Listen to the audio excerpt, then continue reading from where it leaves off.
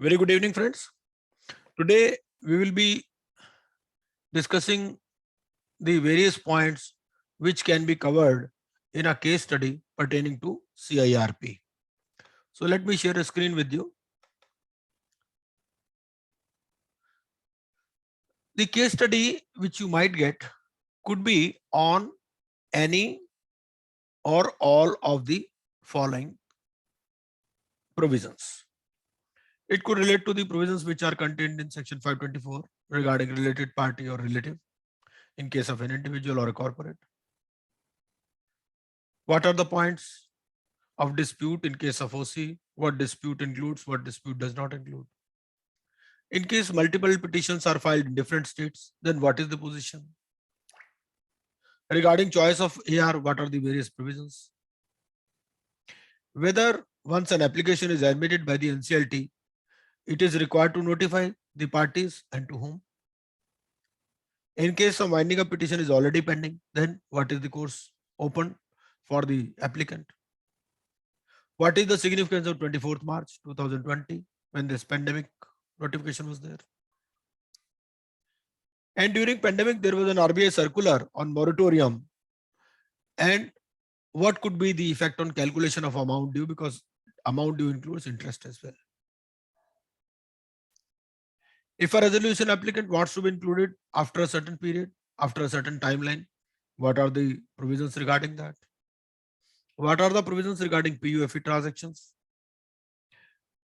What is the eligibility criteria or ineligibility criteria of connected person under section 29A?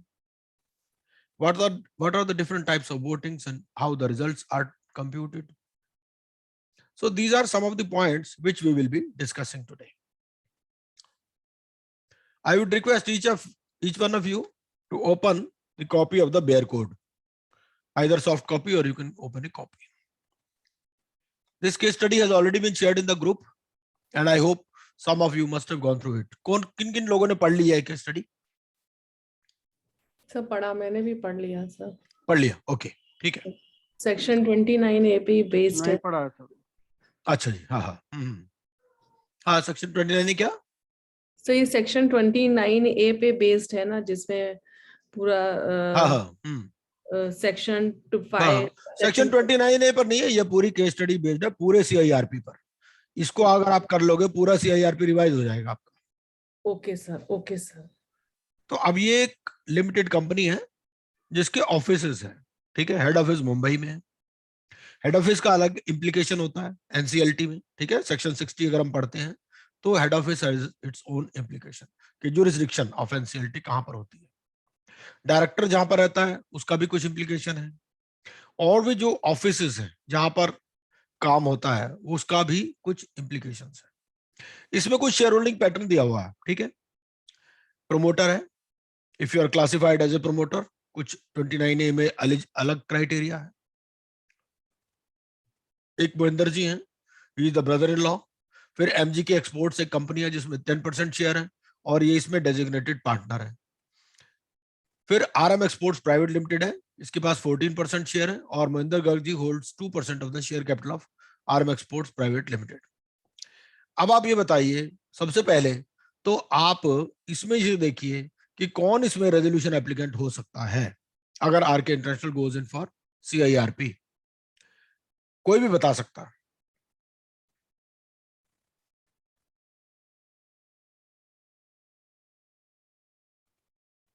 सबसे पहले हम promoter को discuss करते हैं. जो RK गुप्ता है, he is the MD, he is holding 51%. Can he be a resolution applicant in this case? हो सकता है क्या? अगर हो सकता है तो क्यों, और नहीं हो सकता तो क्यों नहीं हो सकता, या किस केस में हो सकता है? वो इंटरनली अगर कोई फंडिंग का अरेंजमेंट हो सकता है उसमें, उस केस में हो सकता है. अच्छा, और MSME हो तो? MSME तो मेरे को 3 और H तो एग्जम्पशन है जी MSME को. C और H वो ध्यान मेरे को ऐसे याद है, वो दोनों एग्जम्प्ट है MSME में. सर ऐसा है कि 12A के अंदर देयर इज वन पॉसिबिलिटी, जब वो before the submission of before the expression of interest received, वो अगर 12A में चला जाए और 90% ऑफ द फाइनेंशियल क्रेडिटर्स जो हैं वो एग्री कर जाएं, तो उस केस के अंदर ये प्रमोटर भी आ सकता है। और ये अभी हमारी सीओसी फॉर्म नहीं हुई और उसने रेजोल्यूशन प्रोफेशनल को अप्रोच कर लिया और ये लोग चले गए ए के पास, तो भी उस केस के अंदर 12A के अंदर प्रमोटर्स भी आ सकते हैं। देखो जी, सेक्शन 12 क्या कहता है? सेक्शन 12 तो ये कहता है कि withdrawal of application, withdrawal of application can be with 90% majority. Yes, मैं तो कुछ और पूछ रहा हूँ, मैं तो पूछ रहा हूँ कि ये इनमें से कोई भी आदमी रेजोल्यूशन एप्लीकेंट बन सकता है या नहीं बन सकता? 29A का बार है सर, मगर उसके अंदर 29A के बार के बावजूद भी ये लोग बन सकते हैं, प्रोवाइडेड इन्होंने कोई फ्रॉड व्रॉड नहीं करा हो कंपनी के अंदर। अच्छा, कोई इनकी पुफे वाली कोई ट्रांजैक्शन नहीं होनी चाहिए। तो उस केस के अंदर ये जो प्रमोटर्स हैं वो भी अपनी दे सकते हैं। नहीं, 29A तो एक्सप्लिसिटली बार करता है। देखो, प्रमोटर को वो बार करता है। Yes, सबसे पहले देखो, ऐसा है, सेक्शन 29A खोलो आप। सेक्शन 29A में पहले वाला आर के गुप्ता इज ए प्रमोटर, वो बार हो जाएगा। बार हो जाएगा कि नहीं होगा? ठीक है ना? बिल्कुल हो जाएगा, बार हो जाएगा। दूसरे वाला डायरेक्टर है, वो भी बार हो जाएगा। वो भी बार हो जाएगा। ठीक है। अब तीसरे वाला ये है कि एमजी के एक्सपोर्ट्स लिमिटेड एलएलपी है, जिसके पास 10% शेयर होल्डिंग है। ठीक है। और महेंद्र गर्ग उसमें डेजिग्नेटेड पार्टनर है, तो ये भी 524 में आ जाएगा, रिलेटेड पार्टी। बिल्कुल आ जाएगा, ये भी बार हो जाएगा। ये भी रिलेटेड है। ठीक है ना? चौथे वाला देखो, RM exports private limited 14% share है और महेंद्र गर्ग के पास इसके 2% शेयर है। वो भी हो गया जी फिर। हाँ, लेकिन इसमें एक चीज हो सकती थी, अगर महेंद्र गर्ग के बजाय यहाँ कुछ और होता, नरेंद्र गर्ग होता कोई, जिसका कोई रिलेशन नहीं है प्रमोटर से, आपसे कोई दिक्कत नहीं। अगर उसके पास 2% शेयर होते। ये 2% वाली कंडीशन क्या है? 2% या 2% से ज्यादा? Exactly what is? नहीं, मोर देन 2% है। आप देखिए, हाँ, मोर देन 2 का मतलब क्या है? अगर 2 भी होंगे तो कोई बार नहीं है, 2 में कोई दिक्कत नहीं। दो में रिलेटेड पार्टी में नहीं आएगा वो। आप देखिए, हो सकता है जी फिर। अरे वो हो सकता है, पर ऐसा है ना, है ये महेंद्र गर्ग इसमें 2% शेयर होल्ड कर रहा है ना सर। इंटरेस्टेड पार्टी हो जाएगा, है? इंटरेस्टेड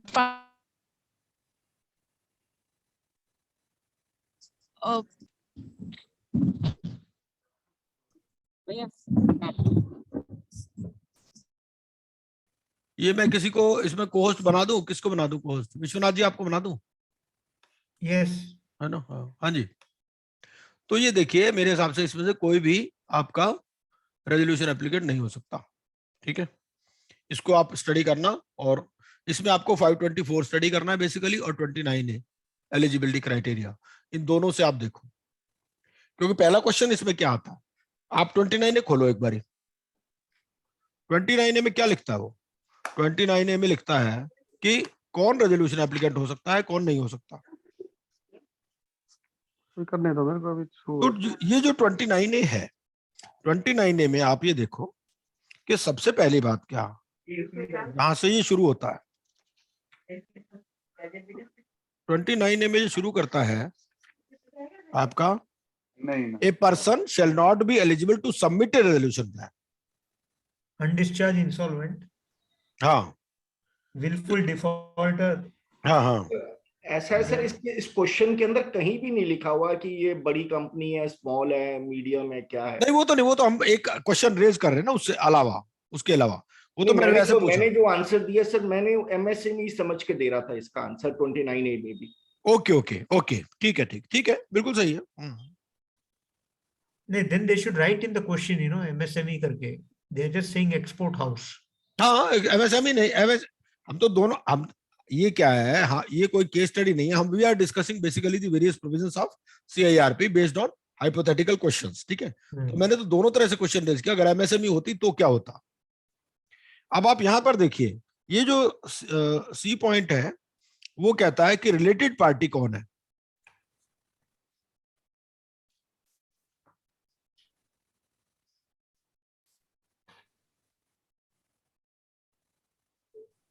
सी पॉइंट तो हैज बीन ए MD के बारे प्रमोटर। में बात अब आप करते हैं। यहां देखो, ये जी में भी कवर हो जाएगा, हैज बीन ए प्रमोटर और इन द मैनेजमेंट और control of a corporate debtor. ये तो खैर प्रेफरेंशियल ट्रांजैक्शन है।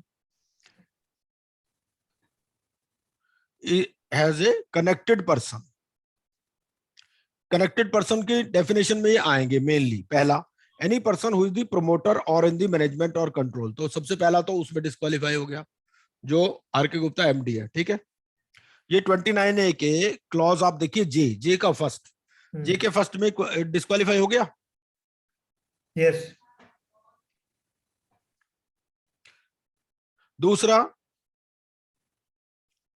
Any person who shall be, फिर होल्डिंग सब्सिडरी। यहाँ तो नहीं आता ना, एसोसिएट एंड ऑल तो परसेंटेज कम है, ये क्लॉज में नहीं आएगा, ओनली क्लॉज 1 में आएगा। हाँ, सर ये उसमें जे के एक्सप्लेनेशन में पूरा लिखा हुआ है कि provided that nothing in clause 3 shall apply to a resolution applicant where such applicant is a financial entity and is not a related party of the corporate debtor। हाँ, हाँ, नहीं वो तो लिखता है ना कि अगर फाइनेंशियल एंटिटी है, फाइनेंशियल एंटिटी बेसिकली बैंक ये और तो एनबीएफसी की financial बात entity कर, नहीं है। तो यहाँ तो फाइनेंशियल एंटिटी की बात नहीं हो रही। तो अब आपको क्या लगता है, इनमें से कोई भी रेजोल्यूशन एप्लीकेंट बन सकता है या नहीं बन सकता? इफ वी नहीं बन कंसीडर, सकता। ओके आगे चलते हैं। किसी का डिफरेंट व्यू है तो ग्रुप में लिखिएगा, ठीक है। नेक्स्ट देखते हैं कि एक इसमें से फाइनेंशियल ऑपरेशनल क्रेडिटर है, he wants to file an application under section 9, ठीक है। उसका कुछ कंस्ट्रक्शन का था और डिस्प्यूट जो है वो एस्केलेशन क्लेम से रिलेटेड है, विच इज ऑलरेडी अंडर आर्बिट्रेशन, ठीक है। तो क्या वो सेक्शन 9 की एप्लीकेशन फाइल कर सकता है, ऐसा ऑपरेशनल क्रेडिटर जिसका कि एस्केलेशन क्लेम से रिलेटेड डिस्प्यूट हो और which is already under arbitration? Pre existing dispute है, ऑलरेडी अंडर आर्बिट्रेशन है, okay, so he can't go to IBC. Okay, and what about this dispute related to what escalation claims? इस point पर क्या कहना है आपका?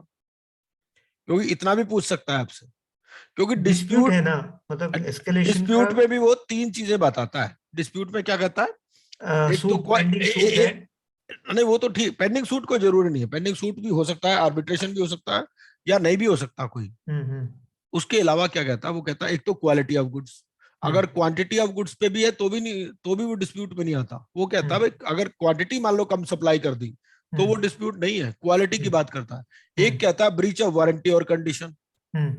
3 कंडीशन है ना उसमें। यस, क्या क्या कंडीशन है बताइए? एक मिनट, एक अमाउंट की बात करता है, एक अमाउंट ड्यू, मतलब dispute should be related to these 3 things basically. एक तो अमाउंट जो ड्यू है वो ही डिस्प्यूटेड हो, ठीक है। दूसरी बात ये कि क्वालिटी का डिस्प्यूट हो, क्वालिटी ऑफ गुड्स और सर्विसेज। और तीसरा है ब्रीच ऑफ वारंटी और condition. Basically these 3 things are covered in dispute because dispute could be on an number of things, ठीक है ना। तो अब डिस्प्यूट किस चीज से रिलेटेड है, that is also an important thing. Escalation तो उसमें क्वांटिटी में आ गया जी, फिर एस्केलेशन तो क्वांटिटी में आ गया ना जी। हाँ, वो तो क्वांटिटी में आ गया, फिर वो तो है हाँ, ही हाँ, हाँ, हाँ, इसका वो हाँ। तो अगर खाली एस्केलेशन क्लेम्स आए तो answer could be different also, ये मेरे कहने का मतलब है। मतलब बेसिकली जो डिस्प्यूट है, डिस्प्यूट में वो क्या कहते हैं? डिस्प्यूट में ये कहते हैं कि पहली बात, existence of the amount of debt, quality of goods और सर्विस और ब्रीच ऑफ रिप्रेजेंटेशन। हाँ, हाँ, हाँ, तो ये 3 कंडीशन है डिस्प्यूट में। और उसके अलावा क्या कहता है कि इट में बी एन आर्बिट्रेशन, इट में बी ऑलरेडी सूट फाइल्ड, और इट में और मे नॉट बी, ठीक है ना। ऐसा भी हो सकता है कि सिर्फ ईमेल एक्सचेंज हुई कि भाई ठीक है आपने the goods supplied by you were not of specified quality and we are returning the goods, तो इट अमाउंट्स टू डिस्प्यूट। कोई जरूरी नहीं कि आर्बिट्रेशन या कोई सूट फाइल्ड हो ऑलरेडी। लेकिन वो I wanted to draw your attention towards this second point also कि डिस्प्यूट में भी 3 चीजें हैं दैट यू शुड रिमेंबर इसमें। सर ये दैट मींस ये डिस्प्यूट नहीं है technically to file application under section 9। Yes, हाँ, that is the answer. Yes, अगर इतना ही एस्केलेशन क्लेम्स ही रहेगा तो, आर्बिट्रेशन में नहीं चल रहा तो। हाँ सर ये सेक्शन 8A पढ़ते हैं, section 8 subsection 2A, existence of A dispute if any or record of the pendency of the suit or arbitration proceedings filed with the receipt of such Yes, yes. notice. तो sir one can do, वो file कर सकता है sir. कौन सा बोल रहे हैं करुणा जी? अगर आप सेक्शन 8 सेक्शन 2 का ए देखें, एग्जिस्टेंस ऑफ ए डिस्प्यूट। नहीं, देखिए ऐसा है, डिस्प्यूट में क्या होता है, डिस्प्यूट में 2-3 बातें हो सकती है। पहली बात, सूट ऑलरेडी फाइल्ड हो। दूसरी बात, मैटर आर्बिट्रेशन में हो। आर्बिट्रेशन अवार्ड भी आ चुका है, तब भी कोई दिक्कत नहीं है। आर्बिट्रेशन अवार्ड आने के बाद अगर अपील में चला गया और अपील डिसाइड नहीं हुई, या time for filing appeal has not expired, तब भी वो डिस्प्यूट एग्जिस्ट करता है। ठीक है, दैट वाज वन पॉइंट। ठीक है, we are not on that point, we are on the other point now. दूसरा पॉइंट क्या है कि 3 चीजें हैं डिस्प्यूट से रिलेटेड। हर चीज डिस्प्यूट में नहीं आएगी, इसमें भी। वो जो पढ़ा विश्वराज जी, आपने पढ़ा था ना वो तो? यस यस, हाँ। दोबारा पढ़ो। हाँ हाँ, एक minute.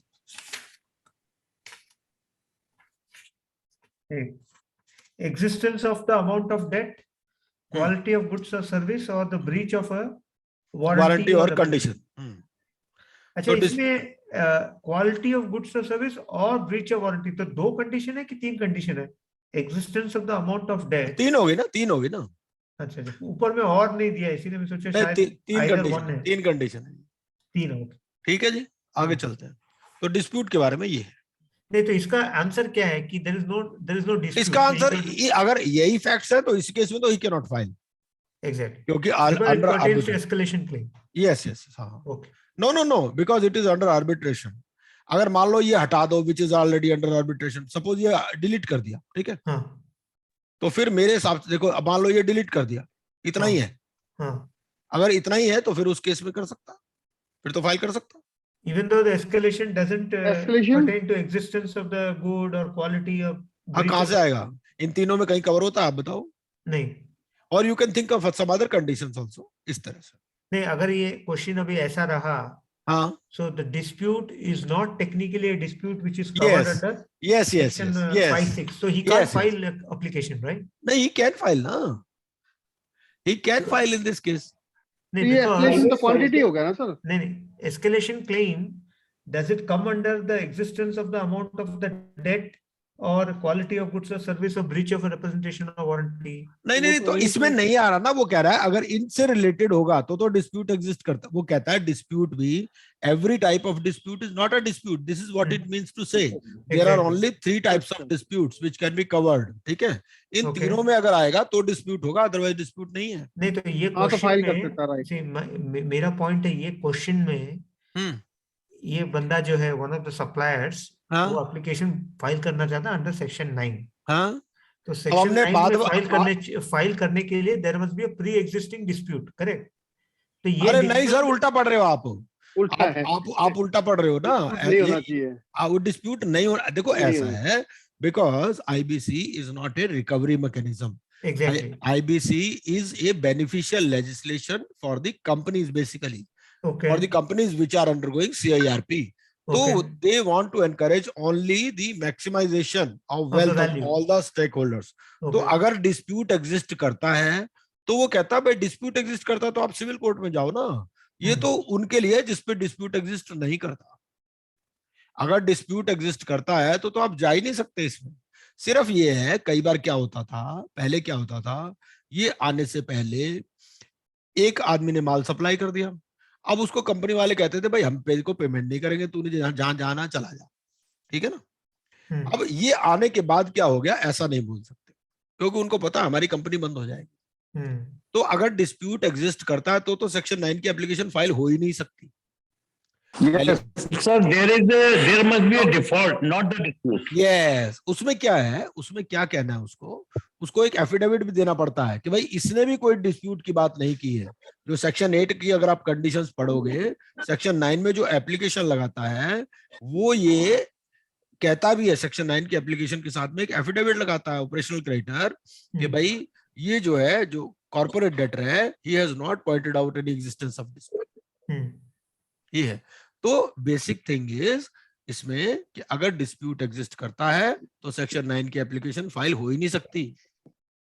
I hope now I am clear.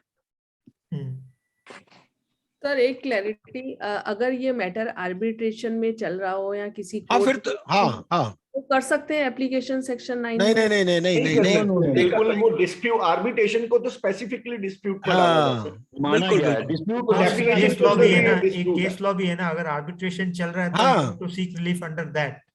You can't both directly the come to parties are IBC, right? contesting देखिए because देखिए of the देखिए dispute. 3 चीजें हैं इसके अंदर। एक तो आर्बिट्रेशन में भी डिफरेंट स्टेजेस हो सकती हैं। ऐसा भी बता सकता है कि आर्बिट्रेशन का अवार्ड भी आ चुका है, ठीक है, आर्बिट्रेशन का अवार्ड आ चुका लेकिन अपील पेंडिंग है, या अपील भी फाइल हो चुकी, अपील एडजुडिकेट नहीं हुई। अगर फाइनली एडजुडिकेशन हो गया किसी भी चीज का, उसके बाद में फिर डिस्प्यूट एग्जिस्ट नहीं करता, अदरवाइज तब तक डिस्प्यूट एग्जिस्ट करता है, और जब तक डिस्प्यूट एग्जिस्ट करता है तब तक एप्लीकेशन फाइल नहीं हो सकती।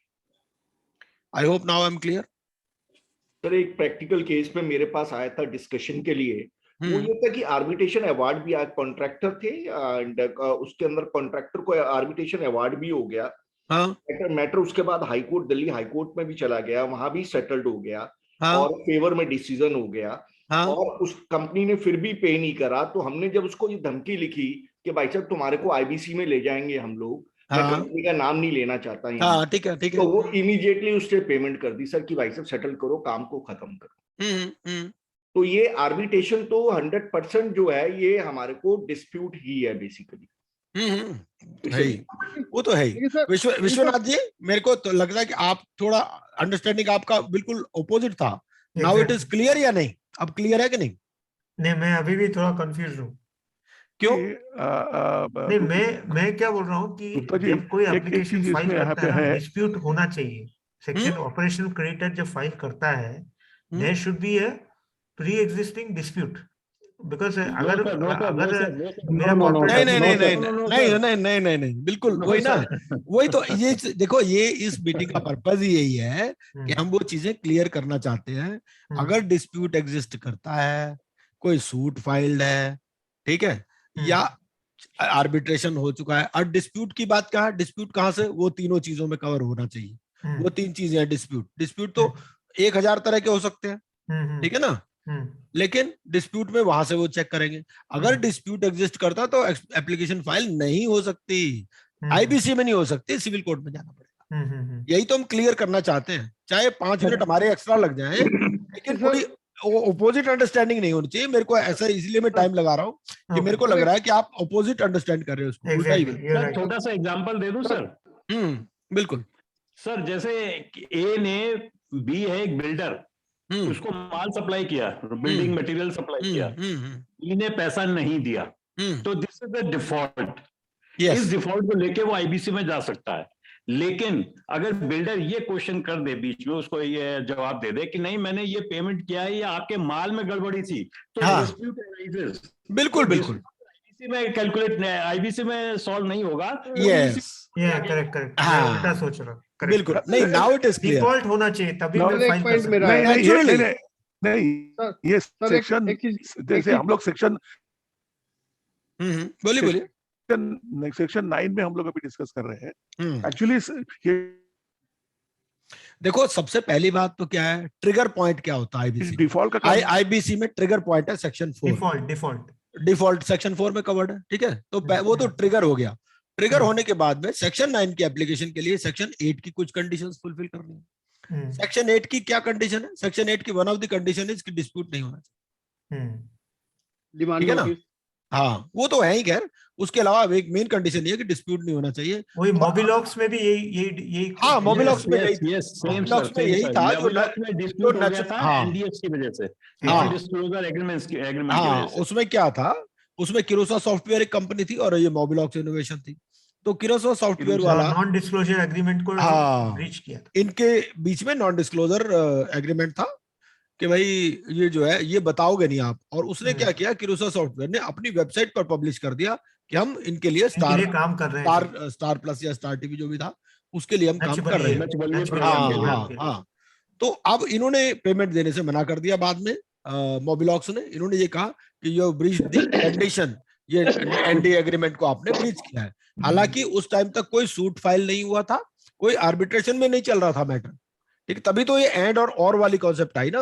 उन्होंने कहा कि एंड को आप और पढ़ो, ठीक है ना। तो उन्होंने कहा अगर डिस्प्यूट एग्जिस्ट करता है तो यहाँ नहीं आ सकते। Now I hope I am clear. Exactly, you are right. Sir एक पॉइंट था, सर एक हाँ जी, पॉइंट हाँ जी। कहीं ऐसा लग रहा है जी, ये पढ़ाओ जी, आर्बिट्रेशन प्रोसीडिंग चल रही है तो भी सीआरपी फाइल हो सकती है कोई इस टाइप की भी चीज है कोई? नहीं नहीं नहीं नहीं, मैंने भी ऐसा पढ़ा हुआ है कहीं कि अगर आर्बिट्रेशन दोनों साथ साथ चल सकती है या हाई कोर्ट में भी है तो भी वन कैन सीआईआरपी फाइल कर सकते हैं। अगर उन दोनों के एग्रीमेंट में आर्बिट्रेशन नहीं है और one party goes to the arbitration, तो अदर पार्टी जो है वो कंटेस्ट कर सकती है कि आर्बिट्रेशन का तो प्रोविजन ही नहीं था, तो वो आईबीसी में जा सकते हैं, तब जा सकते हैं कि वो आर्बिट्रेशन इज नॉट नेसेसरी। अगर इसके लिए भी केस लॉ था ना कि अगर एम्प्लॉई है उसका कोई गो टू द नहीं विश्वराज जी, उसमें ये कहा था भाई यू आर एन एम्प्लॉई, ये कोई रिकवरी मैकेनिज्म तो है नहीं IBC. You first refer to your employment agreement. आप एम्प्लॉयमेंट एग्रीमेंट में देखो, एम्प्लॉयमेंट एग्रीमेंट में आपके आर्बिट्रेशन क्लॉज है, तो you should first resort to that clause. अगर उसके बाद में अगर नहीं वहां सेटल होता फिर यहाँ आ जाना आप। सर मैं बताना चाह रहा हूँ, तो दोनों इकट्ठी नहीं चल सकती सर। यस, आगे चलते हैं। Sir just one question, in case supplier of MK International has filed a suit under section 9 of IBC, okay, they have filed an application, but MK International says that there is a existing dispute for which they have not initiated any arbitration proceedings or anything else, then नहीं देखिए ऐसा है संजय नागपाल जी, इसमें क्या होगा, खाली बोलने से ही नहीं होगा। पहली बात तो ये है, it should not be A frivolous argument कि हमारा डिस्प्यूट एग्जिस्ट करता है। खाली डिस्प्यूट बोलने से डिस्प्यूट नहीं हो जाएगा। करेक्ट कहता है कि it should not be A frivolous और बेसलेस एलिगेशन, डिस्प्यूट में भी है। मतलब इसीलिए तो वो 3 कंडीशन दे दी ना कि डिस्प्यूट होना किस पॉइंट पे चाहिए। वो 3 कंडीशन पढ़ी विश्वनाथ जी ने कि इन कंडीशंस पे तो होना चाहिए ना, डिस्प्यूट का कुछ सफिशिएंट बैकग्राउंड होना चाहिए ना, कोई बेसिस होना चाहिए। ऐसे कोई what I'll share here is we handle a lot of recovery cases, and lot of customers when they are approached for payments which they have not paid, they will raise the dispute regarding quality of product or services. नहीं वो देखिए ऐसा है उसके, there is a time also कि dispute should have been raised before receipt of demand notice। सब जब उसको सेक्शन 8 का जो डिमांड नोटिस मिलता है उससे पहले हो जाना चाहिए, उसके बाद में नहीं होना चाहिए। अगर पहले रेज किया तो देखो इस पॉइंट पे तो एलिगेशन नहीं हो सकता ना कि भाई इसको यहाँ पे ऐसा इशू ऐसा है कि ओनली सेक्शन 9 का एप्लीकेशन अगर एडमिट नहीं होना है तो 2 ओकेजन्स है, with litigation and without litigation. Without litigation है वो डिस्प्यूट है, सेक्शन 8 में चला जाता है, 10 दिन के अंदर उसको बोलना चाहिए कि भाई dispute prior to issuance of notice, वो केस में हो जाएगा, that is without litigation. And with litigation is suit and arbitration. एक टाइम आर्बिट्रेशन चालू है तो डिस्प्यूट है, इसके लिए वो तो एग्जिस्ट करता है सूट। उसके बाद में जैसे आपने राइटली पॉइंटेड आउट किया, अगर अवार्ड हो गया, अवार्ड को भी चैलेंज किया, अगर अवार्ड चैलेंज होने के बाद भी सेक्शन 34 एप्लीकेशन अगर वो डिस्प्यूट, अगर हाई कोर्ट ने उसने डिस्प्यूट ऑफ नहीं किया तब तक ये है। अब आगे चलते हैं, मेरे ख्याल इसको हो गया डिस्कशन, आगे चलते हैं। अगले वाला ये है कि भाई अब आप सेक्शन 60 खोलो, ठीक है। सेक्शन 6, अब हमें ये मालूम है कि भाई जुरिस्डिक्शन कहाँ होता है एनसीएलटी का? दिल्ली है, जहाँ रजिस्टर्ड ऑफिस है। यस, हाँ, रजिस्टर्ड ऑफिस कहाँ है इसका? इसका रजिस्टर्ड ऑफिस पहले पेज में चले, हाँ, ये registered having its head office in Mumbai, तो मुंबई, ठीक है। तो एनसीएलटी मुंबई का इसका जुरिस्डिक्शन होगा। लेकिन क्या होता है कि पिटीशन तो फाइल हो ही सकती है ना। पिटीशन मान लो किसी जैसे कोई डायरेक्टर पर्सनल गारंटर है, ठीक है, उसके अगेंस्ट में पिटीशन फाइल हो जाएगी। वो डायरेक्टर का जहां पर रेजिडेंस है वहां पर फाइल हो सकती है, ठीक है ना। अब सर नहीं, उस केस के अंदर ये अब ये है कि जहां पर केस चल रहा होगा आपका, वो पिटीशन जो कॉर्पोरेट गारंटर की पिटीशन है वो सर वो बात ठीक है, पर मैं तो कहता हूँ कि डायरेक्टर के अगेंस्ट में पहले कर दी। आप सुनो ना मेरी बात, डायरेक्टर के अगेंस्ट में पहले हो गई, कंपनी के अगेंस्ट में बाद में हुई, तो डायरेक्टर के अगेंस्ट में पहले तो हो सकती है ना। डायरेक्टर इसका कलकत्ता में रहता है, ठीक है ना, तो पहले कलकत्ता की जुरिस्डिक्शन आ जाएगी एनसीएलटी कोलकाता की, बाद में कंपनी के अगेंस्ट में एप्लीकेशन फाइल। केस में सर वो कलकत्ता डीआरटी होगा है, अगर वो गारंटर्स के अगेंस्ट है तो उसके जो रेजिडेंट्स है वो कोलकाता के डीआरटी पे जाएगा। अगर कंपनी जो है वो ऑलरेडी CIRP में नहीं है, तो हाँ हाँ ठीक है। उस केस में कलकत्ता से उसको मर्ज कराना, वो केस ऑटोमेटिकली आएगा। हाँ वो आएगा वही, हाँ NCLT मुंबई में आएगा फाइनली, वो बात ठीक है। बिल्कुल। तो DRT में कैसा जाएगा? DRT में क्यों जाएगा ये? DRT में इसलिए जाएगा ना कि भाई वो जुरिस्डिक्शन इंडिविजुअल और पार्टनरशिप फर्म में तो वही है ना, अगर कंपनी के अगेंस्ट में नहीं है तो। Okay okay okay okay. तो अच्छा, what shall be the order of transfer, admission, transfer of petition. ठीक है, तो तजिंदर खन्ना जी ने राइटली पॉइंट आउट किया कि जो भी पुरानी वाली पिटीशन अगर कहीं और एडमिट चल भी रही है, वो सारी क्लब हो जाती है, मुंबई वो क्लब होके मुंबई में चली जाएगी। ठीक है, एग्जैक्ट। आगे चलते हैं। इससे क्या होगा, आपको ना सेक्शन 60 रिवाइज हो गया। एग्जैक्ट, ये बात है।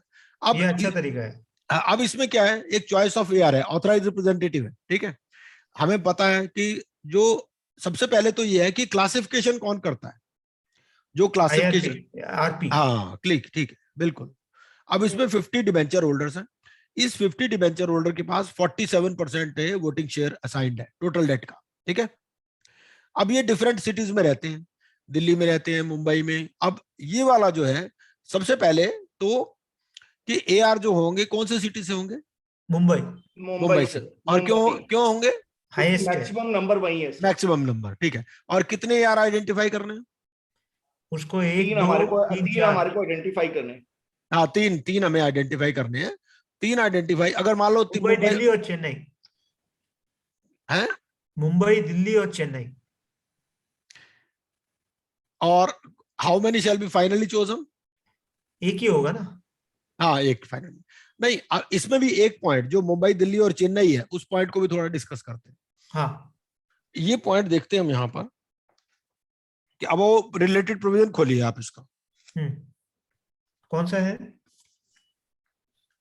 सर? तीनों ही मुंबई के होंगे। अगर मुंबई का अवेलेबल नहीं होगा तो सेक्शन 21 पास वाले के पास जाएंगे। Sub section 6AB authorise representative under section 21 section 21 sub section 6AB है, एंड देन इसका रेगुलेशन 16A है। अब आप ये देखिए, सबसे पहले वो ये कहता है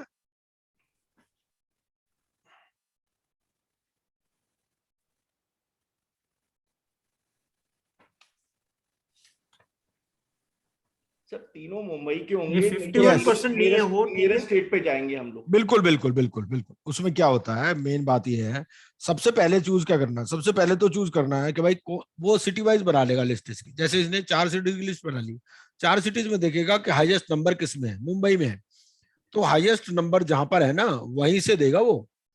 3 अलग अलग सिटीज नहीं देगा। एक बार इसको प्रोविजन को दोबारा देख लीजिए 21(6) को। अगर मुंबई में नहीं होगा कोई, तो उस केस पे नियरेस्ट स्टेट को देगा। हाँ, मुंबई का, हाँ, फिर नियरेस्ट में आ जाएगा। सेक्शन वेक्शन याद नहीं है सर, लॉ वॉ तो बता देंगे।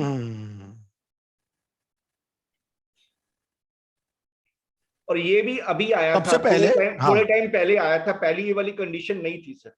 हाँ, सबसे पहले तो ये है, जेपी में हुआ था, हमारा कलकत्ता का है ऑथराइज रिप्रेजेंटेटिव। हाँ, अब इसमें आप ये देखो, ये कहता है कि IBBI CIRP रेगुलेशंस में बात करता है ये, insolvency resolution process for corporate persons regulation. सबसे पहला तो बुक्स एग्जामिन करके IRP will ascertain the class of creditors. ठीक है, सबसे पहले तो क्लास ऑफ क्रेडिटर कौन असाइन करता है?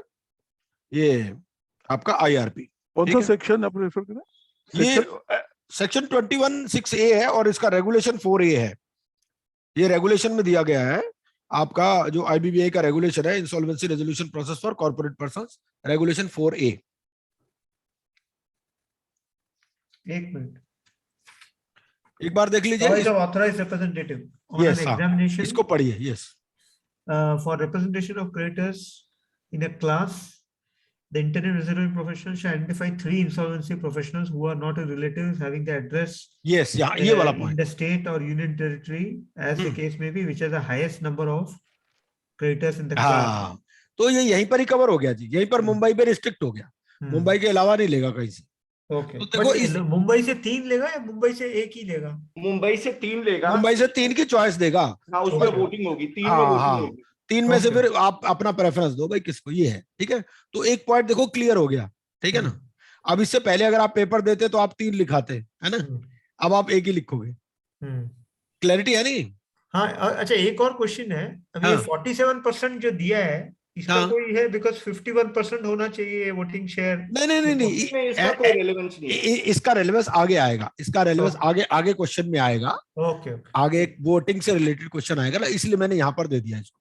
Okay fine. मतलब ये है कि जैसे अगर 100 रुपीज का डेट है तो 100 रुपीज में इस क्लास ऑफ क्रेडिटर्स का जो डेट है वो 47%। ठीक है, यहाँ रेलेवेंस नहीं है, आगे रेलेवेंस आएगा। ओके। वो स्टडी में तो ऐसे ही देते हैं ना, इस तरह से दे देते, बाद में क्वेश्चन देंगे। ठीक है जी, तो क्लियर हो गया ये, इसमें कोई दिक्कत नहीं है। अच्छा, फीस रेगुलेशन एक सर, इसमें रेगुलेशन 16A देखा ना, ऑथराइज रिप्रेजेंटेटिव का 16A। हाँ 16A देखा ना, 16A में है ना sir, your author the interim resolution shall select the insolvency professional who is the choice of the highest number of the financial creditors, वो लाइन है सर 16A सर। अच्छा हाँ, नहीं अभी तो पढ़ लिया ना हमने सर। आपने 4A बोला था पर उसमें नहीं, मेरे को 16A में दिखाई है। एक मिनट, कंफ्यूजन हो गया सर इसलिए। नहीं 16 एक्चुअली क्या है, 2-3 जगह पर रेफरेंस आता है, ये 16A में भी आ रहा है इसका रेफरेंस। और अगर आप 4A पढ़ो, 4A में बता रहा था आपको choice of year, choice of year कैसे होगी, क्लास ऑफ क्रेडिटर कैसे सेलेक्ट होगा, वो 4A में बताया गया। अलग अलग रेगुलेशंस है ना, 4A आप पढ़ो।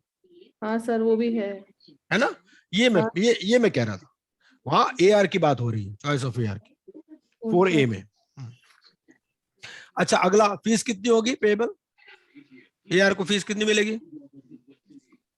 ये कहाँ है, मैं पढ़ा है 15,000 से 25,000 की फीस है पर मीटिंग। नहीं 15, इससे बताओ ना, इससे देख के बताओ, आपके पास सारे फैक्ट्स हैं। वैल्यू चाहिए ना सर, वैल्यू चाहिए उसके लिए। अच्छा नहीं सॉरी, नंबर 50 है, नंबर चाहिए उसके लिए। हाँ, फिर ये छोटा वाला है सर, 15,000 की फीस है, छोटा है।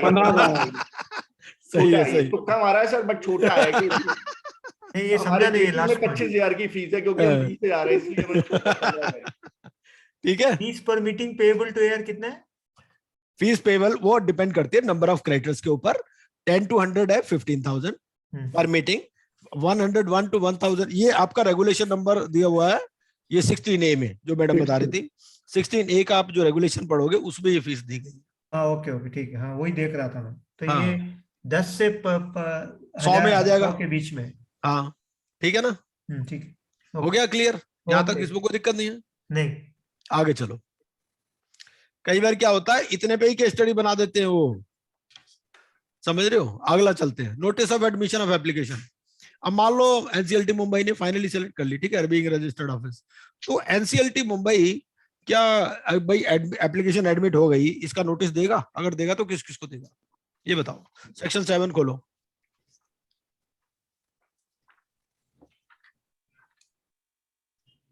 बताइए sir.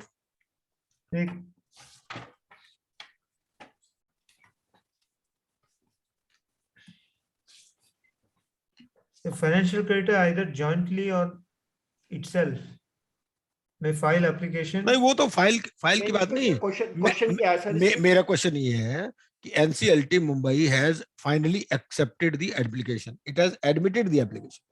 Now this fact of admission of application, this is to be intimated to whom? Corporate per debtor। So पुराने जमाने में financial creditor and within 7 days होगा सर। सर नहीं, पहले तो हुआ करता था, पहले तो कोई किसी इसका रेगुलेशन बताइए, एक मिनट रेगुलेशन से बात कीजिए, रेगुलेशन नंबर। हाँ सर, इसमें सेक्शन 7 का सब सेक्शन 6 में, यानी सब सेक्शन 7 में है, 7 का सब सेक्शन 7 में है sir. The adjudicating authority shall communicate the order under clause A to financial creditor and the corporate debtor। Corporate debtor within 7 days of admission or rejection of such application। ठीक है जी।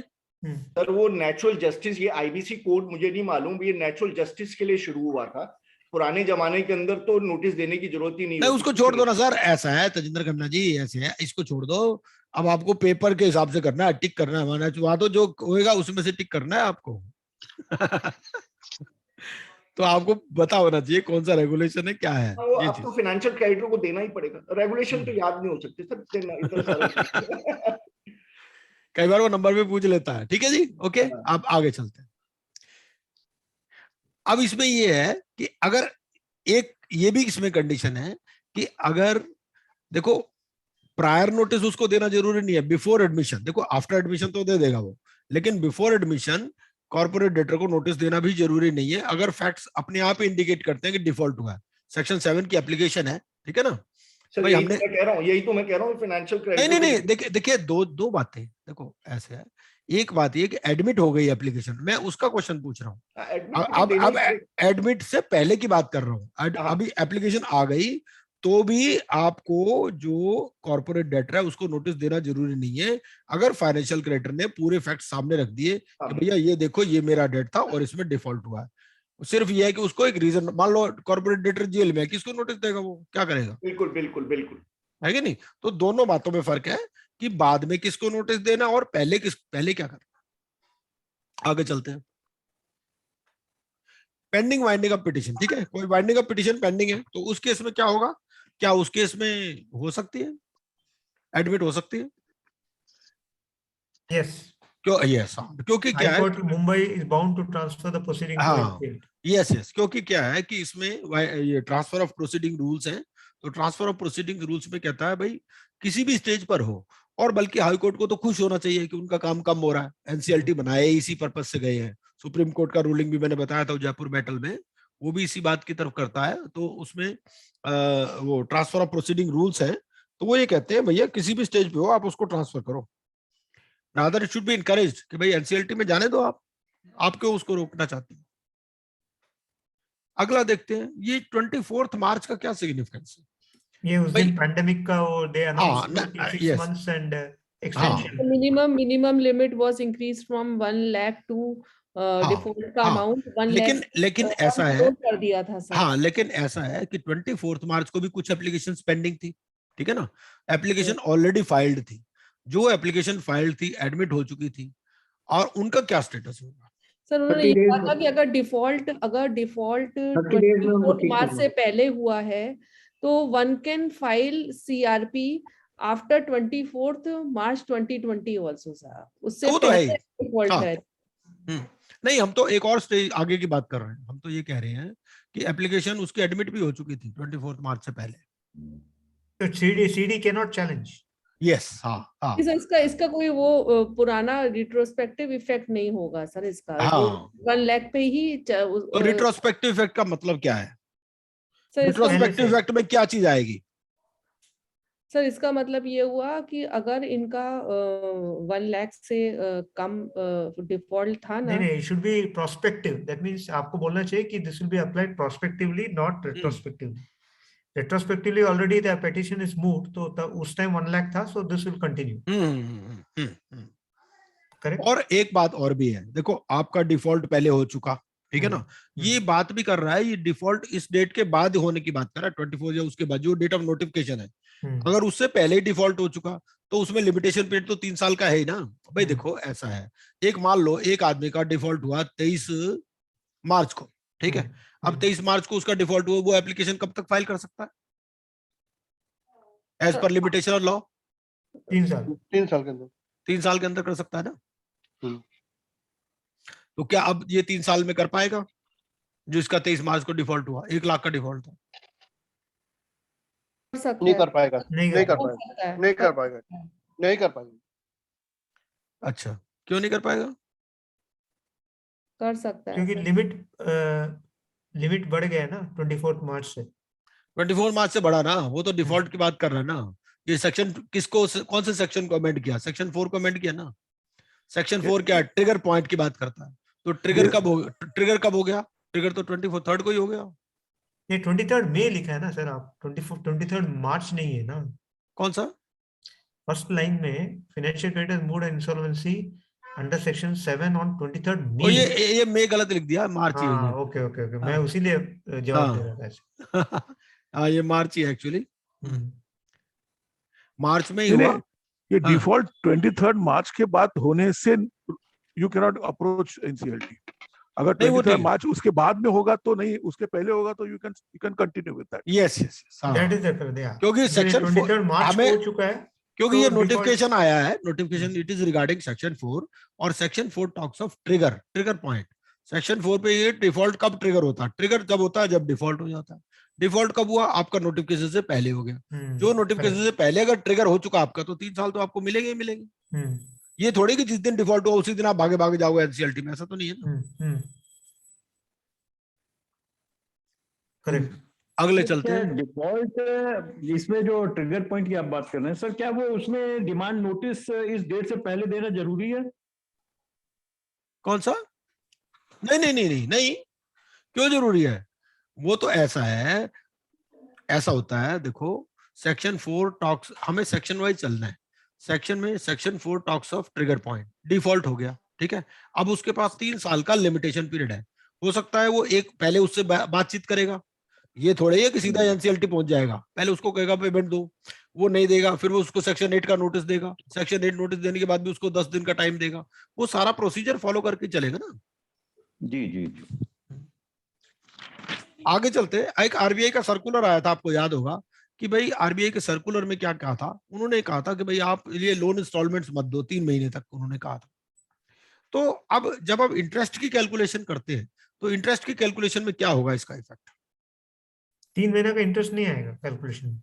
क्यों नहीं आएगा? क्यों नहीं आएगा? इंटरेस्ट तो आएगा ही आएगा सर। यस आएगा। इंस्टॉलमेंट को एक्सटेंड करा था, वो कह रहा है देखो इंटरेस्ट तो कंटिन्यू चलेगा। अभी जो इस साल के अकाउंट फाइनल हुए, कई लोगों को ये प्रॉब्लम आई, इंटरेस्ट तो चलता ही रहा, इंटरेस्ट का मीटर थोड़ी बंद होगा।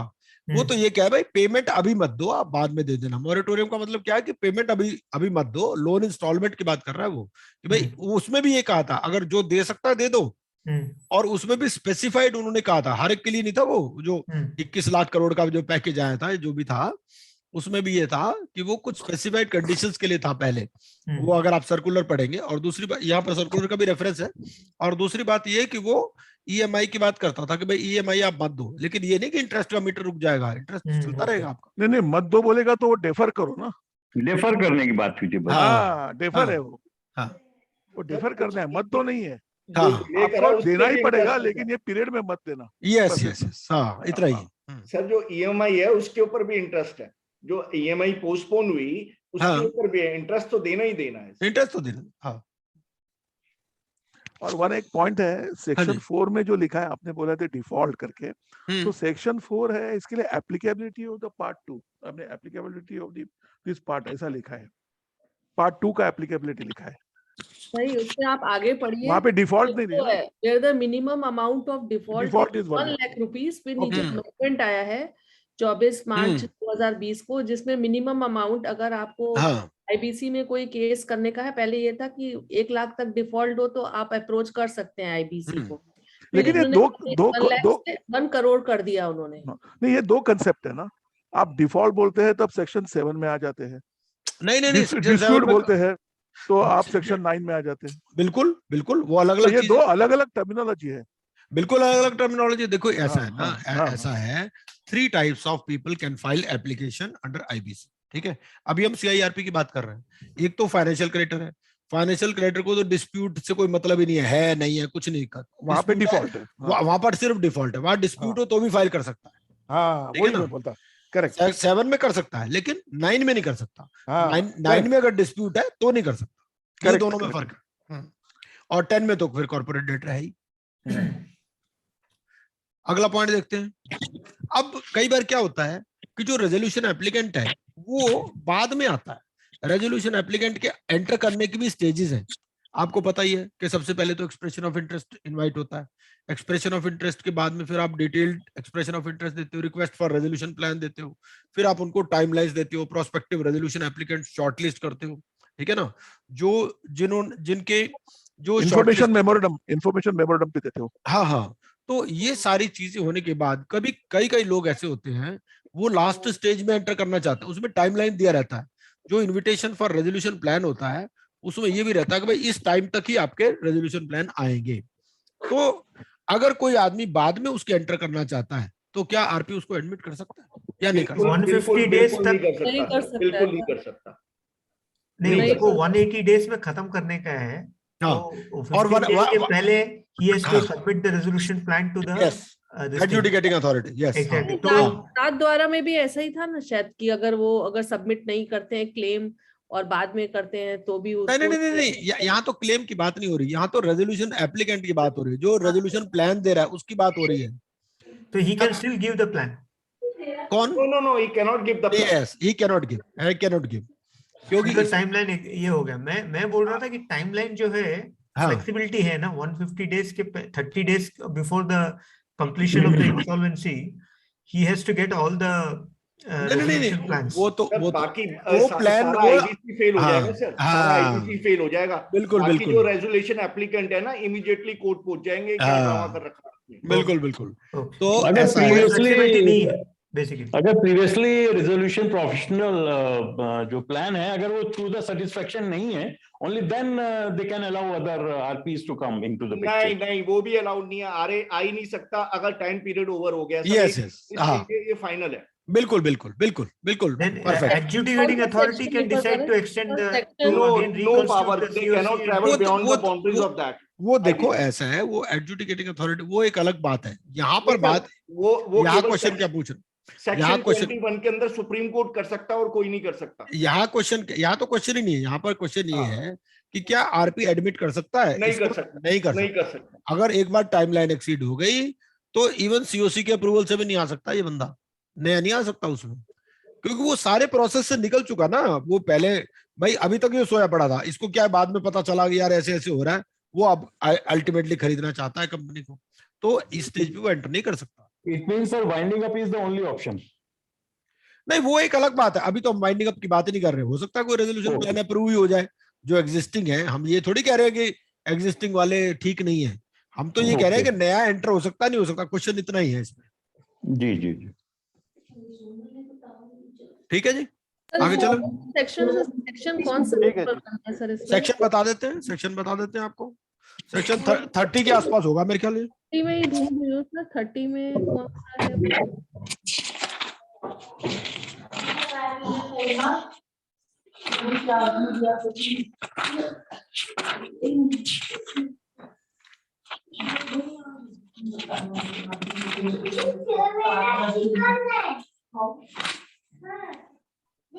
ये देखो जी, ये आपका ना, मैं आपको रेगुलेशन नंबर बता देता हूँ। रेगुलेशन नंबर है 39, आपका CIRP रेगुलेशन 39(1)B पढ़ो आप।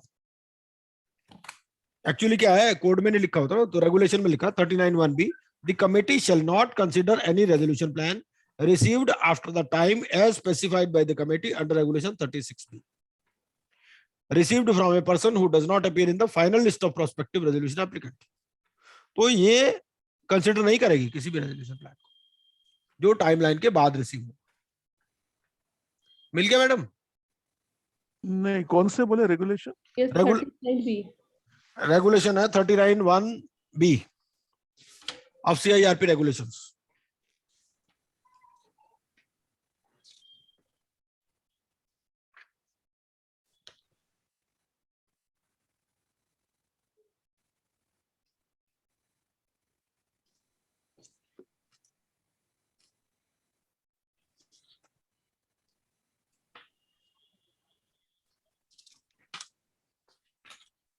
तो मेरे ख्याल से काफी चीजें क्लियर हो रही होंगी।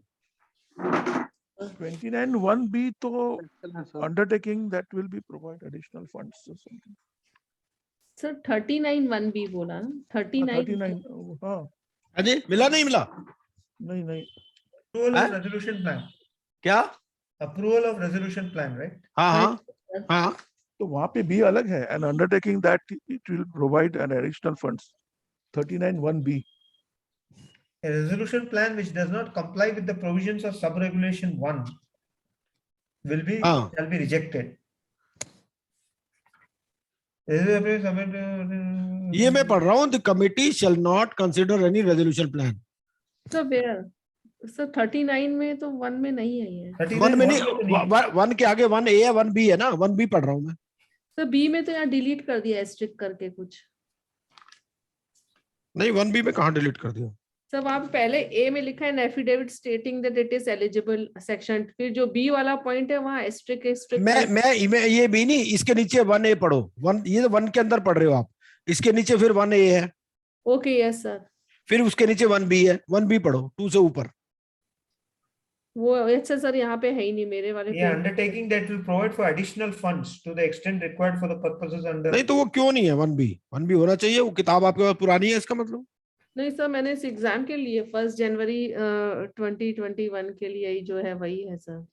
हाँ, मेरे पास भी ऐसे ही किताब है। हाँ, उसमें 1B सर है ही नहीं प्रिंट। अच्छा सर मैं चलो खैर कोई बात नहीं, आप देख लेना उसको। ऑनलाइन चेक कर लूंगी सर। हाँ जी ठीक है जी। खैर एनीवे यही है कि टाइमलाइन के बाद नहीं ले सकते। आगे चलते हैं, इसके बाद आगे ग्रुप में भी डिस्कस कर सकते हैं अगर आपको किसी भी पॉइंट पर कोई प्रॉब्लम है तो। अब ये पीयूएफई ट्रांजैक्शंस है, ठीक है। अब पीयूएफई ट्रांजैक्शंस, पहली बात तो ये कि कौन कौन इसमें एप्लीकेशन मूव कर सकता है, पहले तो ये बताइए। Only resolution professional.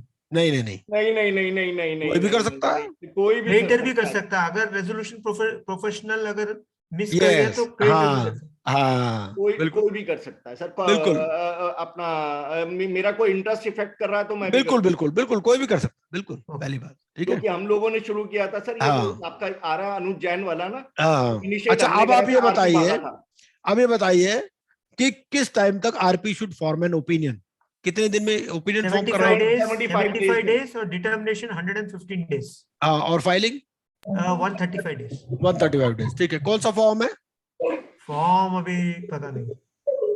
नहीं अब पेपर आ गया समझ लो, पेपर में पूछ लिया कोई, तो कोई बताओ पेपर फॉर्म कौन सा?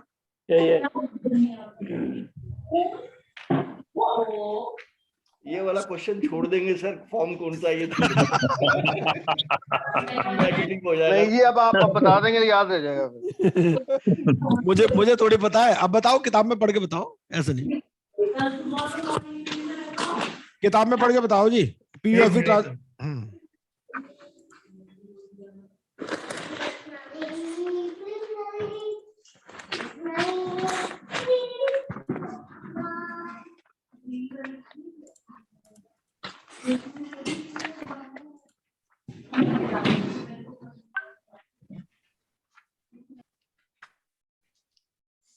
क्योंकि अगर आप अब पढ़ लोगे तो ये आपको याद रहेगा। Regulation 35A, right? हाँ पढ़िए पढ़िए, क्या बोलता है? एक मिनट।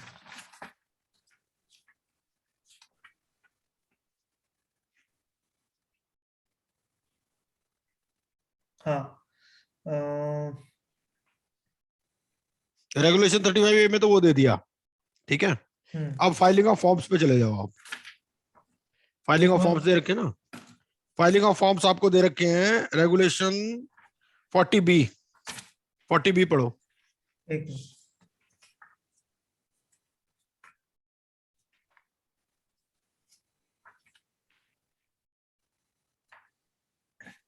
मिनट। भी तो प्री असाइनमेंट नहीं, प्री CIRP 6 है ये, इवेंट स्पेसिफिक फॉर्म है।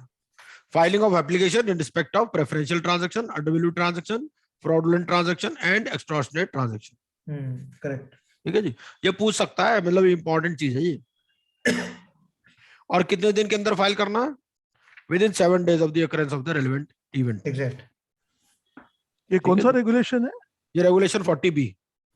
तो फाइलिंग ऑफ फॉर्म्स करके वही ना, द हाँ इंश्योरेंस प्रोफेशनल। हाँ हाँ हाँ, इसमें CIRP 6 फॉर्म है। ओके, तो इसका पर्पज ये भी है, ये डिस्कशन करने का कि ये सारी चीजें पढ़नी भी है आपको। आगे चलें? यस। अब अगला पॉइंट ये है जी कि कनेक्टेड पर्सन में कौन कौन से लोग आते हैं। मान लीजिए एक कोई नेशनलाइज्ड बैंक है, ठीक है, वहां फाइनेंशियल एंटिटी की कॉन्सेप्ट है, ठीक है ना। सर इसमें एक ये क्लैरिटी चाहिए, जो आप लोगों ने 75, 115, 135 डेज बोला, उसका थोड़ा एक बार क्लैरिफिकेशन दे सकते हैं सर? हाँ हाँ बिल्कुल बिल्कुल, देखिए ऐसा है, ये जो पीयूएफई ट्रांजैक्शन है, पीयूएफई ट्रांजैक्शन में इसको फाइल करना है 135 डेज में, ठीक है। CIRP 6 के अंदर फाइल करना है एडजुडिकेटिंग अथॉरिटी के पास। सबसे पहले तो आरपी फाइल करता है, अगर आरपी फाइल नहीं करे तो जो इंटरेस्टेड पार्टी है, जिसका भी इंटरेस्ट इफेक्ट हो रहा है, वो फाइल कर सकता है, ठीक है। सबसे पहले तो वो एक ओपिनियन बनाएगा कि भाई ये ट्रांजैक्शन ये इसमें आती भी है या नहीं, ठीक है। उसका क्या बेसिस हो सकता है? उसका बेसिस कोई फोरेंसिक ऑडिट की रिपोर्ट हो सकती है। भाई उसको अपने आप तो पता नहीं चलेगा ना। देखो क्या होता है, कंपनी में पैसे तो पहले आए थे, नॉर्मली तो क्या होता है, लोन लिए होते हैं, लोन वहां से गायब हो जाते हैं, अब कंपनी में पैसे देने लायक भी नहीं है, अब 1 लाख या 1 करोड़ भी नहीं दे सकते। उस कंपनी ने 500 करोड़ रुपए लिए थे बैंक से, ठीक है। अब वो 500 करोड़ गए कहाँ? वो गए किसी दूसरे बंदे को ट्रांसफर कर दिए होंगे PUFE ट्रांजैक्शन के थ्रू, कोई प्रॉपर्टी ट्रांजैक्शन कर दी होगी, कुछ ना कुछ कर दिया होगा, ठीक है ना। ऐसा उसको पता चलेगा, बुक से पता चलेगा, या कोई फोरेंसिक ऑडिट, ट्रांजैक्शन ऑडिट करके पता चलेगा। तो सबसे पहले तो उसको एक ओपिनियन फॉर्म करना है कि ये जो ट्रांजैक्शन है ये इस टाइप की ट्रांजैक्शन है या नहीं है, ठीक है। उसमें फिर अलग अलग कॉन्सेप्ट है। रिलेटेड पार्टी के साथ 2 साल का पीरियड है और अनरिलेटेड पार्टी के साथ 1 साल का पीरियड है, ठीक है। पहली बात ये भी है।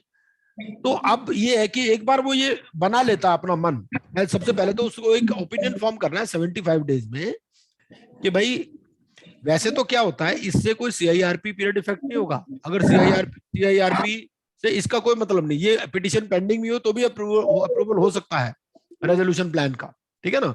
दिस विल नॉट इफेक्ट, ये सेपरेट प्रोसीडिंग चलती रहेगी। इसने एप्लीकेशन फाइल कर दी CIRP 6 में, ये सेपरेट प्रोसीडिंग चलती रहेगी, इसका उससे कोई मतलब नहीं है CIRP से। ये CIRP कंक्लूड नहीं हो सकती अगर इसका डिसीजन नहीं हो, ऐसा कुछ नहीं है, ठीक है ना। उसके बाद में फिर डिटर्मिनेशन, मतलब फाइनल डिटर्मिनेशन। उसने ये कर लिया कि भाई मुझे एप्लीकेशन फाइल करनी है 115 दिन के अंदर, ठीक है। और तीसरा सबसे पहले तो ये कि पहले वो देखेगा कि कोई ऐसी ट्रांजैक्शन है भी या नहीं, ये 75 डेज में वो जज कर लेगा, ठीक है। उसके बाद फिर डिटरमिन कर लेगा कि भाई ये ट्रांजैक्शन है वाकई, ठीक है, पिन पॉइंट कर लिया, और फिर एप्लीकेशन फाइल कर देगा 135 डेज। बट ये जो प्रोसेस है it will not affect the CIRP process, ठीक है। क्लियर है सर? रेजोल्यूशन एप्लीकेंट को है ना कंफ्यूज कर देगा, क्योंकि वो जो रेजोल्यूशन प्लान बना रहा है, अब लेटर से 200 करोड़ का या 500 करोड़ का कोई एसेट है, वो रिवर्ट बैक होना है और वो अल्टीमेटली किटी में फॉल होना है। उस किटी की वजह से कई बार रेजोल्यूशन एप्लीकेंट जो है वो कंफ्यूज हो जाते हैं कि नहीं, वो तो बात ठीक है, मिलेंगे नहीं। सर इसमें ये जो 1 ईयर एंड 2 इयर्स का जो प्रोविजन है पीछे जाके, ये क्या मैंडेटरी है क्या? इसके पीछे अगर मान लीजिए किसी नहीं, अगर फ्रॉडुलेंट केस में जा सकता है, फ्रॉड के केस में कोई टाइम पीरियड नहीं है। बट इसमें बाकी में प्रेफरेंशियल में और अंडर वैल्यू में तो है। यस, हाँ, वो 2 साल, क्योंकि ऐसा है ना। अगर मान लीजिए सर, अगर मान लीजिए अगर किसी IRP को ये पता चलता है, जब वो इन्वेस्टिगेट कर रहा होता है अकाउंट्स को, उसको पता चलता है कि 2 साल से पुराना केस उसको लगता है, ठीक है, प्रेफरेंशियल का है या अंडर वैल्यू का है, ठीक है, तो क्या उसको ला सकता है वो? नहीं, वो तो ऐसा ना, उसको कॉम्प्लिसिटी प्रूव करनी पड़ेगी, डायरेक्टर ने डेलिबरेटली किया है। वो तो उसके अलावा भी कुछ और प्रोविजंस भी है ना कि भाई अगर इफ यू फ्रॉड के अलावा वो नहीं ले सकता सर। हाँ, वो उसको फ्रॉड कोई प्रूव करना पड़ेगा ना, फ्रॉड है कि भाई they have alienated the assets of the corporate debtor, तो एलिनेशन वाला भी कॉन्सेप्ट है ना उसमें। नहीं, कई बार पता चल जाता है बट क्योंकि फ्रॉड नहीं हुआ होता है इन द ऑर्डिनरी कोर्स। अगर ऑर्डिनरी कोर्स ऑफ बिजनेस में फिर तो कोई दिक्कत नहीं। नहीं sir, in the ordinary course of business के अंदर लेटर से वो ले रखी है, हायर अमाउंट ले रखा है, जितना होना चाहिए उससे ज्यादा, तो भी वो नहीं कर सकता because that is not fraud, और वो अपना बुक्स के अंदर डिस्क्लोज हो गया। Only case of fraud he can do. बिल्कुल बिल्कुल बिल्कुल, ठीक है जी। फ्रॉड के लिए लिमिटेशन पीरियड कुछ नहीं। हाँ जी, आगे चले। यहां तक तो क्लियर है मेरे ख्याल, कोई दिक्कत नहीं इसमें। अब आगे चलिए, कनेक्टेड पर्सन की बात आ रही है। कनेक्टेड पर्सन में वो क्या कहता है कि एक नेशनलाइज्ड बैंक है, जैसे हमने फाइनेंशियल एंटिटी की कॉन्सेप्ट पढ़ी, regulated by a financial sector regulator, तो एक नेशनलाइज्ड बैंक है, उसका 2% स्टेक है, ठीक है। अब वो 2%, पहले बैंक के पास, इसके पास कन्वर्टिबल डिबेंचर्स थे, ठीक है, बाद में वो कन्वर्ट होके इक्विटी शेयर्स में आ गए, और ये सब ट्रांजैक्शन आपकी बिफोर एडमिशन ऑफ एप्लीकेशन हो गई, ठीक है ना, क्योंकि आपकी एप्लीकेशन एडमिट हुई है 30 जून को 2020 को, ठीक है। तो इस केस में जो है क्या होगा, ये कनेक्टेड पर्सन नहीं है ना। हाँ, क्यों नहीं है बताइए? Convert he got the equity because of the convertible debenture, वो एक्सेप्शन में है 29 में, जो एक्सक्लूजन है उसमें है। हाँ, लेकिन उसमें भी वो 2% की कंडीशन भी है कि 2 अभी ये 2% है, इसलिए नहीं है। यहाँ पर क्या है, अगर 2 से ज्यादा होता तो हो जाता। ओके। अच्छा, Ram who shall be director in the company consequent upon merger. अब ये जो मैनेजिंग डायरेक्टर है उसका ये सन इन लॉ है, ठीक है, और इसको इन्होंने बताया, इन्होंने मर्जर प्लान दिया कंपनी ने रेजोल्यूशन एप्लीकेंट में कि भैया ये इसका जो है ये डायरेक्टर होगा। तो क्या ये फिर कनेक्टेड पर्सन में आएगा या नहीं आएगा? नहीं, तब आएगा। आएगा, क्यों आएगा? कौन बोल रहे थे नहीं आएगा? मैं बोल रहा हूँ because he is the son in law of the managing director. नहीं, आपने तो बोला ना कि कनेक्टेड पर्सन में कवर्ड होगा ये। नहीं, वो 2% फर्स्ट पॉइंट में मैंने बोला कनेक्टेड पर्सन में कवर होगा। नेशनलाइज्ड बैंक, हाँ, एक बार 29 खोलिए, 29 खोलिए एक बार। में वो आंसर नेशनलाइज्ड बैंक का क्या है? ये तो सर बैंक क्योंकि फाइनेंशियल एंटाइटी है इसलिए वो इसमें कवर नहीं नहीं, देखिए ऐसा है, वो कहता है रिलेटेड पार्टी भी बात करता है। ऐसा नहीं है कि हर फाइनेंशियल एंटिटी कवर नहीं होगी, ऐसा नहीं है। आप 29A का एक्सप्लेनेशन 1 का 3 पढ़ो, 3 का ये प्रोवाइडेड सेकंड प्रोवाइजो पढ़ो, प्रोवाइडेड फर्दर। देखो, एक तो बात ये है कि फाइनेंशियल एंटिटी है, ठीक है, वो कनेक्टेड पर्सन में नहीं आएगा, लेकिन वो रिलेटेड पार्टी की भी बात कर रहा है। रिलेटेड पार्टी कब हो रही है? जब मोर देन 2% का स्टेक है। तो यहां पर कितना स्टेक है? 2% का। सिर्फ ऐसा नहीं है कि हर फाइनेंशियल एंटिटी इससे बाहर हो जाएगी। वो ये कहता है कि रिलेटेड पार्टी बन गई सिर्फ इस वजह से, सोनली ऑन अकाउंट ऑफ दिस। अब इसमें तो ये कह रहा हो कि ये 2% की क्लॉज है, यहां पर क्या कहता है? More than 2%। आप 524 के साथ इसको मिला के पढ़ोगे ना, इस सेक्शन को, जो आपका 29A का जे में जो एक्सप्लेनेशन दिया गया है 3 का second proviso, you this has to be read with section 524। Section 524 में रिलेटेड पार्टी की बात करता है। रिलेटेड पार्टी में क्या बोलता है? More than 2%। 2% नहीं बोलता, यहाँ पर 2% है। 524 is of the companies act. नहीं, 524 इसी का। अरे sir, definition of related party 524 of IBC, section 5 sub section 24। अच्छा, मैं सोचा 524। नहीं, तो यहाँ पर जो मोर देन 2% की बात करता है, ठीक है ना। तो हमें ये भी देखना है कि 2% है या मोर देन 2% है, पॉइंट ये था, ठीक है। सनी लॉ है तो अगर कम है तो सर सनी लॉ है होने से नहीं हो जाएगा?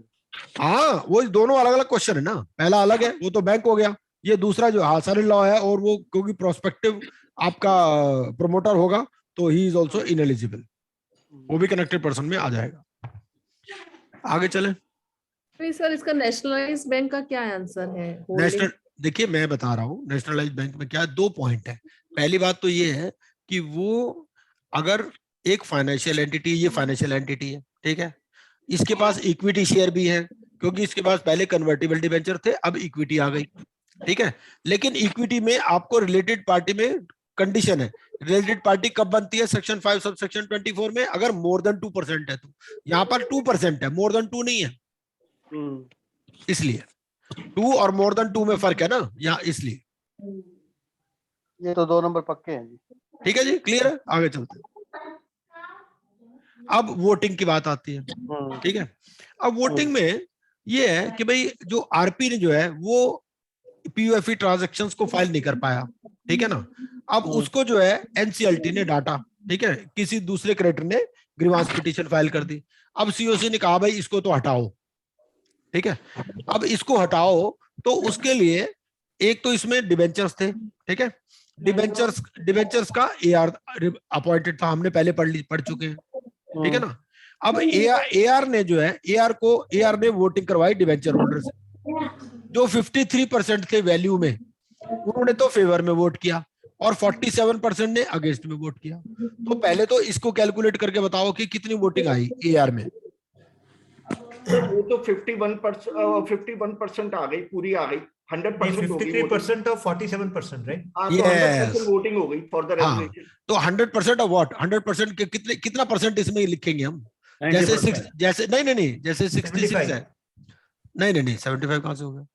ऐसा है भाई, सबसे पहले ये बताओ कि डिबेंचर होल्डर के पास कितनी वोटिंग पावर है? वो पहले जो जो पहले हम बता रहे थे वहां, यहाँ पर लिखा है 47। हाँ 47% आ गई सर, 47%। हाँ 47%, ठीक है। तो मतलब अगर 66 चाहिए तो 66 में 47 तो यहाँ पर आ गई, ठीक है। क्लियर है, इसमें कोई डाउट नहीं किसी को?